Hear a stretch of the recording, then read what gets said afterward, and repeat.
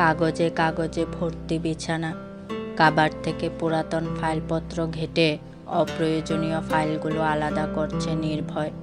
জমে জমে স্তূপ হয়ে গেছে। বাইরে ঝলমলে মধ্যাহ্ন। ভাদ্র মাসের রোদ ছায়ার খেলা চলছে।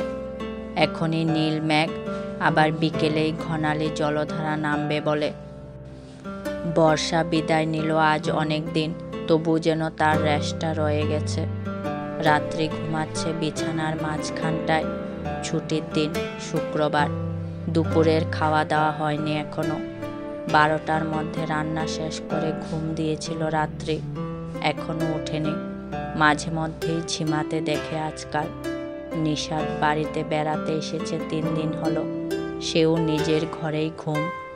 সকালে টেনে টুনে নাস্তা দিয়েছিল রাত্রি, তারপর আর হুঁশ নেই।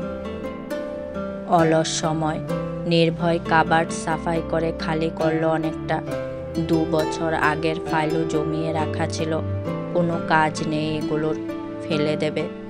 রাত্রির পায়ের কাছটায় কাগজগুলো অগোছালো করে রেখে শাওয়ার নিতে ঢুকলো সে।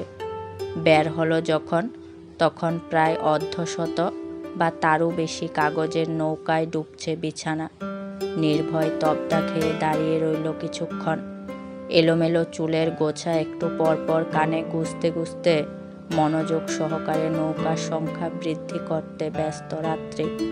পরনে একটা সাদা রঙের শাড়ি, ব্লাউজটা গাঢ় সবুজ। সদ্য ঘুম ভাঙা মায়াবী মেঘের শুভ্রতম টুকরো যেন।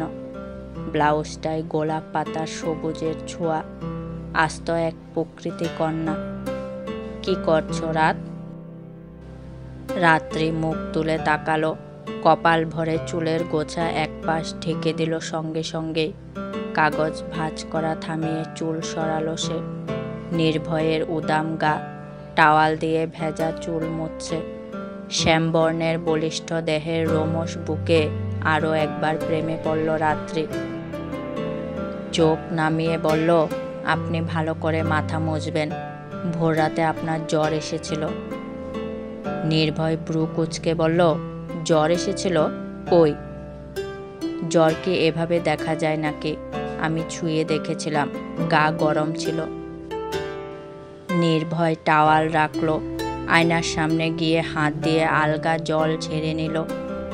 ফজর ওয়াক্তে উঠে সকাল পর্যন্ত জেগে জেগে আমাকে না দেখলে হয় না তোমার? ঘুমাও না ঠিকঠাক, এজন্যই তো শরীর খারাপ করে। পরশুদিন বমি করলে কতবার জানো? 2 বার নাকি 3 বার। রাত্রি খোঁচাটা ধরতে পারল ঠিকই। আরও একটা নৌকা পাশে রেখে নতুন কাগজ হাতে নিতে নিতে বলল, ধ্যাৎ, সারাদিন একটাই কথা। নির্ভয় শার্ট গায়ে দিল। ফোনে কি যেন করল। ঘড়ি পড়ল। ভেজা চুলেই চিরুনি ব্রাশ করল। পকেটে মানিব্যাগ ঢোকালো। গায়ে পারফিউম দিল। শেষমেশ ড্রয়ের থেকে একটা কাঁটা নিয়ে গিয়ে রাত্রির চুলে খোপা বেঁধে দিতে দিতে বলল, শুধু শুধু টমেটো সস আরেকদিন খেতে দেখি তোমাকে। রাত্রি তেতে উঠল। ধরো, জানতো আপনি? পরক্ষণে কি একটা ভেবে হাতের কাগজ রেখে বিছানা ছেড়ে নেমে বলল, ওহো না, যাবেন কেন? দুপুরে তো খাননি, চলুন খাবেন। এই ছুটির দিনে এত সেজে গুজে যাচ্ছেন কোথায়? নির্ভয় ছড়ানো ছিটানো নৌকাগুলো একপাশে জড়ো করে রেখে বলল, যাচ্ছি কাজে। তুমি এত নৌকা দিয়ে করবেটা কি রাত? রাত্রি মিনমিন করল, জানি না তো। নির্ভয় হাসলো কেবল, কিছু বলল না। বাকি কাগজগুলো সেভাবেই পড়ে রইল। ফেলার চিন্তা সেই কখন চলে গেছে মাথা থেকে। নিশাদকে উঠাতে উঠাতেই 3:30 বেজে গেছে। এত গাঢ় ঘুম তার, বাড়িতে ডাকাত পড়ে গেলেও টের পাবে না। উঠে শাওয়ার না নিয়েই ঢুলতে ঢুলতে ডাইনিং টেবিলের চেয়ার টানল সে। ভাত গরম, রাত্রি মাত্র গরম করে এনেছে, ধোঁয়া উঠছে এখনো। নির্ভয় বসে আছে পাশে। নিশাদ মাথা কাত করে তার কাঁধে রাখল, চোখ বন্ধ করল। রাত্রি ভাত বাড়ছে 3 জনের প্লেটে। মাকে তখন ঘুমানোর আগেই খাইয়ে দিয়েছিল। রুটিন মাফিক খাওয়া দাওয়া তার। একটু এদিক ওদিক হলে শরীর খারাপ করে। তাই সময়ের হেলাফেলা করে না একটু। মায়ের আবার কদিন যাবৎ পায়ে জলও এসেছে, হাঁটতে অসুবিধা হয়, আবার ব্যথাও করে কেন যেন।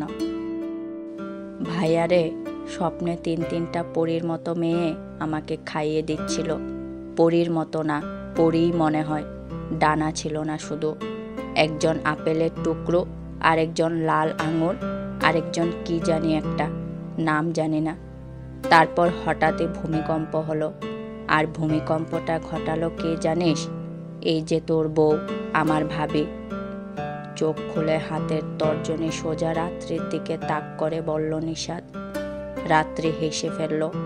ভাত বাড়া প্লেটটা সামনে দিয়ে বলল, স্বপ্নের খাবার খেয়ে আপনার পেট ভরবে না ভাইয়া, স্বাদও পাবেন না। তার চেয়ে বরং ভাত খান, কাজে দেবে। নিশাদ অসহায় কণ্ঠে বলল, আমি স্বাদ পাচ্ছিলাম ভাবি। আপেলটা কি যে মিষ্টি, আর আঙুর মুখে দিলে যেন রসালো শরবত হয়ে যাচ্ছিল। বলেছে, স্বপ্নে মানুষ স্বাদ পায় না, সর্বোচ্চ 6%, আর ঘ্রাণ পায় 7%। স্বপ্ন শুধুই একটা দর্শনের জিনিস, বুঝলেন?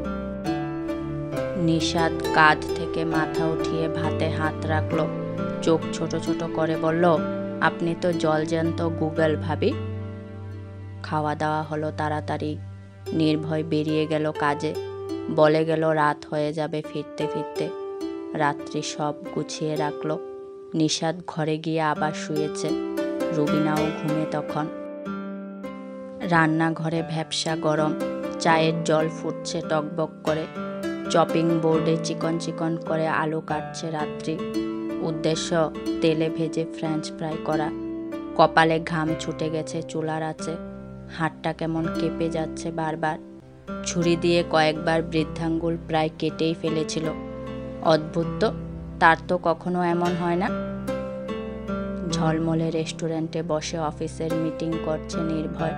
সামনে ডিলাররা বসে আছে। গুরুত্বপূর্ণ প্রজেক্ট। ফোন সাইলেন্ট করা, কথা বলায় ব্যস্ত সে।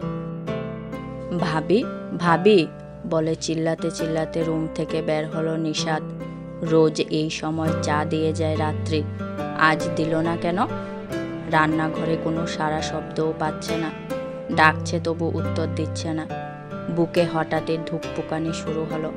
অজ্ঞান হয়ে পড়ে আছে রাত্রি। কপালটা ফ্লোরে, চুলগুলো মুখের উপরটা ঢেকে দিয়েছে।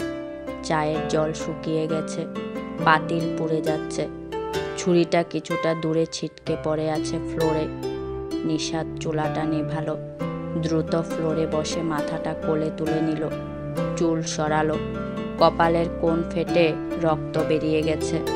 এক দুবার গালে হালকা হাতে থাপ্পড় মেরে রুদ্ধ কণ্ঠে বলল, ভাবি ভাবি কি হলো, উঠেন ভাবি। কণ্ঠে ভয়াবহ আতঙ্ক। মেয়েটার মধ্যে তার ভাইয়ের জান থাকে। গলা শুকিয়ে গেছে। খানিকক্ষণ ইতস্তত করে রাত্রিকে কোলে তুলে নিল সে। নিজের ঘরে নিয়ে শুইয়ে দিল বিছানায়। জগে জল নেই। বালিশের পাশ থেকে ফোন নিয়ে নির্ভয়ের নাম্বারে ডায়াল করতে করতে ডাইনিংয়ে ছুটল। জল ঢালল গ্লাসে। ওপাশ থেকে ফোন রিসিভ হলো না। বুকের ভেতর হাতুড়ি পেটা হচ্ছে। জল হাতে ঘরে গেল। মুখে ছিটালো অল্প করে। জ্ঞান ফিরল না। নড়াচড়া নেই একদম। নির্ভয়কে এবারও পাওয়া গেল না ফোনে। উপায় না পেয়ে ডাক্তারকে কল করলো সে। বাড়িতে আসতে বলল। এখান থেকে হসপিটাল অনেক দূরে। যেতে যেতে যদি কিছু হয়ে যায়। এর চেয়ে তার পরিচিত এক ডাক্তারের বাড়ি কাছে, তার আসতে বেশি সময় লাগবে না। একটু মনোযোগ দিয়ে লক্ষ্য করতেই দেখল হাতের আঙ্গুলও কেটে গেছে রাত্রির। বৃদ্ধাঙ্গুলের ডগা থেকে অনেকটা নিচ অবধি টুপ টুপ করে রক্তের ফোঁটা সাদা আঁচলে লেগে যাচ্ছে। নিশাদ উদ্ভ্রান্তের মতো হাঁপ ছাড়ল। ফার্স্ট এড বক্স খুঁজে বসে পড়ল পাশে। কাপা হাতে কপালের রক্ত পরিষ্কার করল। হাতে ব্যান্ডেড লাগিয়ে দিল। পাশে ফোন রেখে লাউড স্পিকার অন করে কল দিয়েই যাচ্ছে সে। 17তম বারে রিসিভ হলো। ওপাশ থেকে নির্ভয়ের চাপা স্বর, আমি মিটিংয়ে নিশাদ, একটু পর। নিশাদ কথার মাঝেই বলল, ভাবি সেন্সলেস হয়ে গেছে ভাইয়া, রান্নাঘরে। ওপাশ থেকে চেয়ার ছেড়ে উঠে দাঁড়ানোর শব্দ হলো, তারপর হাঁটার শব্দ, গট গট। নিষাদ এপাশ থেকেই বুঝতে পারল। নির্ভয় ঠান্ডা গলায় বলল, ও মাঝে মধ্যে জ্ঞান হারিয়ে ফেলে নিষাদ, তুই মুখে জল ছিটা। ছিটিয়েছি ভাইয়া, জ্ঞান ফিরেনি, তুই আয়, ভয় লাগছে। কপাল ফাটার কথাটা এড়িয়ে গেল সে। নির্ভয় প্যানিক হয়ে উল্টাপাল্টা গাড়ি চালাবে, শেষে আরেক বিপদ হবে। গাড়ি স্টার্ট দেওয়ার ঝনঝনে শব্দ। নির্ভয় বলল, ডক্টর কল করেছিস? করেছি, তুই আয়। আসছি। ফোন কেটে গেল। নিষাদ আবার জল ছিটালো, এবার একটু বেশি করে।